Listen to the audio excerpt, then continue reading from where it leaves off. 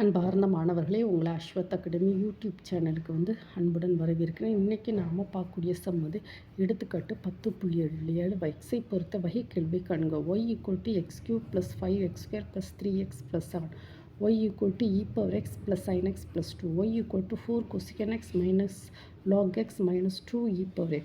இப்போ இதை இதுக்கு பேசிக்கான ஃபார்முலா நமக்கு தேவை. y = x⁻n என்னது dy/dx = n × x⁻n - 1 y = e⁻x னா dy/dx = e⁻x y = sin x னா dy/dx cos x y = cosec x னா dy/dx = cosec x cot x y = log x னா dy/dx = 1/x.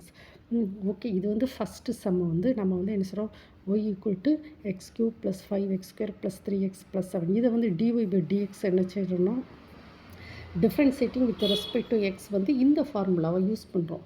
y = x⁻n னா dy/dx = n × x⁻n - 1 இந்த formula use பண்ணுறோம். பாருங்கள், இது பாருங்கள், y செகண்ட் ப்ராப்ளம் பாருங்கள். y = e⁻x + sin x + 2 e⁻xக்கு டிஃப்ரென்சியேஷன் y = e⁻x னா dy/dx e⁻x y = sin x னா dy/dx = cos x.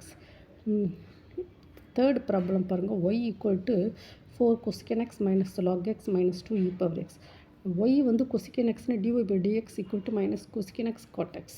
So dy/dx = 4 × cosec x - cosec x cot x log x 1/x e⁻x e⁻x. இதெல்லாம் டைரெக்டாக அந்த formula நம்ம இதில் substitute பண்ணுறோம். ஓகேவாம்மா?